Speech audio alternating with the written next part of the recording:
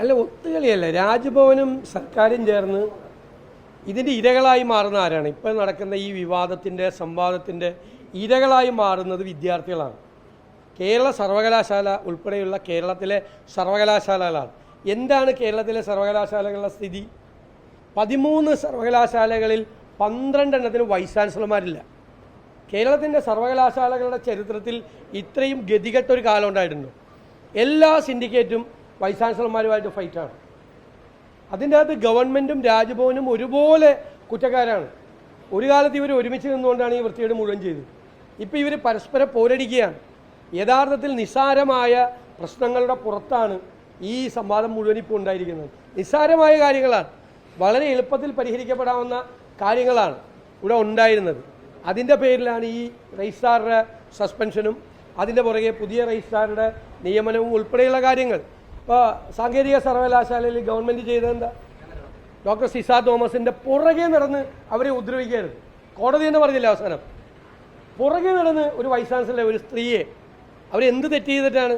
അവരുടെ പുറകെ നടന്ന് അവരെ വേട്ടയാടുകയായിരുന്നു ഗവൺമെൻറ്. അവസാനം കോടതിക്ക് ഇടപെട്ടിട്ടാണ് അവർക്ക് നീതി വാങ്ങിച്ചു കൊടുക്കേണ്ടി വന്നത്. അപ്പോൾ വ്യക്തിവൈരാഗ്യം തീർക്കാനും രാഷ്ട്രീയ വൈരാഗ്യം തീർക്കാനും ഒക്കെ സർവകലാശാലകളെ ദയവ് ചെയ്ത് ഇതാക്കരുത്. ഇതെല്ലാം കേരളത്തിലെ സർവകലാശാലകൾക്കുണ്ടാകുന്ന ഡാമേജ്. അക്കാഡമിക് രംഗത്തെക്കുറിച്ച് ഒരു ചർച്ചയും നടക്കുന്നില്ല. ലോകം മുഴുവൻ മാറിക്കൊണ്ടിരിക്കുകയാണ്. ഇന്ത്യയിലെ മറ്റു പല സർവകലാശാലകളിലും വലിയ നിലയിലേക്ക് പോവുകയാണ്. കേരളത്തിലേക്ക് കീഴ്പോട്ട് പോയിക്കൊണ്ടിരിക്കുകയാണ്. ഇത് തുടങ്ങിയിട്ട് എത്ര നാളായി? ഇത് 3-4 വർഷമായി. കേസിൻ്റെ മീതെ മറ്റ് കേസുകളുമായിട്ട്. ഇത് ജനങ്ങളെ ബാധിക്കുന്ന വിഷയമാണ്. ഇതാരെ ബാധിക്കുന്ന വിഷയം? ഇത് കുട്ടികളെ ബാധിക്കുന്ന വിഷയമാണ്. അല്ലാതെ ആർക്കെന്ത് താല്പര്യമാണ് ഈ കാര്യത്തിലുള്ളത്? ഇത് അവസാനിപ്പിക്കണ്ടേ? മുഖ്യമന്ത്രിയാണെങ്കിൽ വാദമൊന്നും പറയില്ല ഇത്തരം കാര്യങ്ങൾ. ഗവർണർക്കെതിരെ പറയാൻ അദ്ദേഹത്തിന് പേടിയാണ്. ഗവർണറെ രാഷ്ട്രീയമായി ഉള്ള അവിശുദ്ധമായ BJP നേതൃത്വവുമായുള്ള ബന്ധത്തിന് ഉപകരണമായി ഇടനിലക്കാരനായിട്ട് ഉപയോഗിച്ചതാണ് കുറച്ച് നാൾ.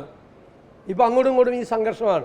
ഇത് അവസാനിപ്പിക്കണം എന്നാണ് ഞങ്ങളുടെ നിലപാട്. ഇത് അവസാനിപ്പിക്കണം അടിയന്തരമായി.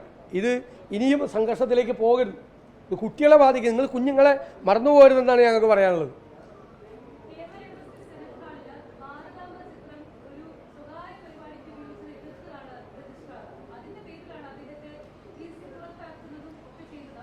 ഞാനിതിൻ്റെ മെറിറ്റിലേക്കൊന്നും പോകുന്നില്ല. കാരണം എന്താണെന്നറിയാമോ? ഇത് ഞാൻ പറഞ്ഞല്ലോ, വൈസ് ചാൻസലർക്ക് രജിസ്ട്രാറെ സസ്പെൻഡ് ചെയ്യാനുള്ള അധികാരം ഉണ്ടോ എന്നുള്ളത് വേറെ ചോദ്യം.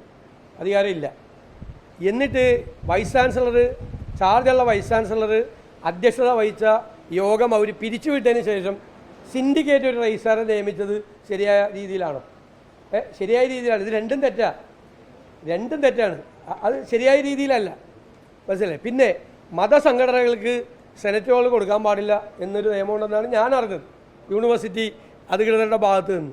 എന്നിട്ട് ഈ സംഘടനയ്ക്ക് എങ്ങനെ കൊടുത്തത്? പിന്നെ ചാൻസലർ വന്ന പരിപാടി രജിസ്ട്രാർ റദ്ദ് ചെയ്യാമോ? അപ്പോൾ ഇതൊക്കെ അങ്ങോട്ടും ഇങ്ങോട്ടും ഉണ്ട്. അതിലെ തെറ്റുകുറ്റങ്ങളിലേക്കല്ല പോകുന്നത്. അങ്ങോട്ടും ഇങ്ങോട്ടും വേണ്ടാത്ത പരിപാടികൾ ചെയ്തിട്ടുണ്ട്.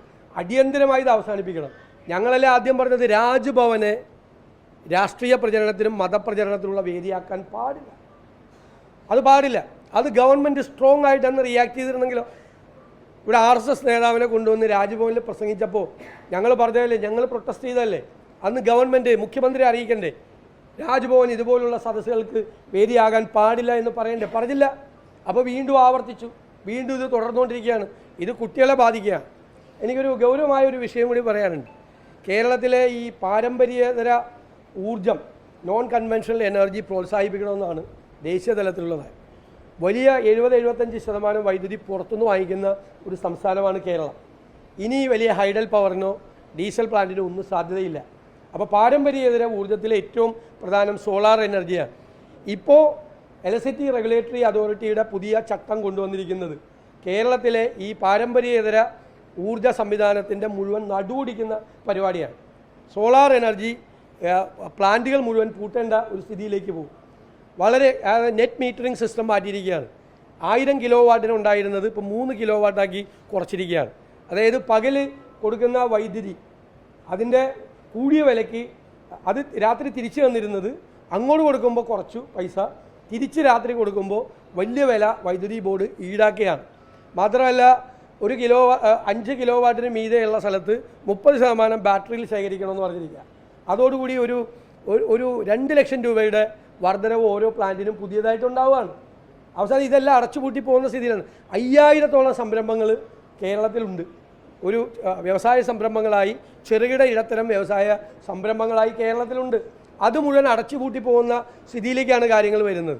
മാത്രമല്ല, ഇവിടെ അവൈലബിൾ അല്ലാത്തൊരു പുതിയ ബാറ്ററി ഉപയോഗിക്കണമെന്നാണ് പറഞ്ഞിരിക്കുന്നത്. അതിൻ്റെ പുറകിൽ ഒരു അഴിമതി മണക്കുന്നുണ്ട്. അപ്പോൾ ചോദിച്ചപ്പോൾ പറഞ്ഞാൽ ആ ബാറ്ററി വരും. വേറെ 2 കമ്പനിയാണ് ആ ബാറ്ററി ഉൽപ്പാദിപ്പിക്കുന്നത്. അവർ ആ ബാറ്ററി കൊണ്ടുവരും. ആ ബാറ്ററി കമ്പൽസറി ആക്കുക. ഇപ്പോൾ ഇവിടെ അവൈലബിൾ അല്ലാത്ത ഒരു ബാറ്ററി അത് 2 കമ്പനികളാണ് ഉൽപ്പാദിപ്പിക്കുന്നത്. അവരുടെ കയ്യിൽ നിന്ന് ബാറ്ററി മേടിക്കാൻ വേണ്ടിയിട്ട് ഈ പുതിയ സംവിധാനം കൊണ്ടുവരിക. അപ്പോൾ ഇത് കേരളത്തിലെ ഈ പാരമ്പര്യേതര ഊർജ്ജം നമ്മളെല്ലാവരും പ്രോത്സാഹിപ്പിക്കണം എന്ന് നമ്മൾ പറയുമ്പോൾ അതിനെ നടുവടിക്കുന്ന ഒരു സമീപനമാണ് റെഗുലേറ്ററി അതോറിറ്റിയും സർക്കാരും ചെയ്യുന്നത്. അതിൽ നിന്ന് അവർ പിന്മാറണം എന്ന് ഞങ്ങൾ ശക്തിയായിട്ട് ആവശ്യപ്പെടുകയാണ്.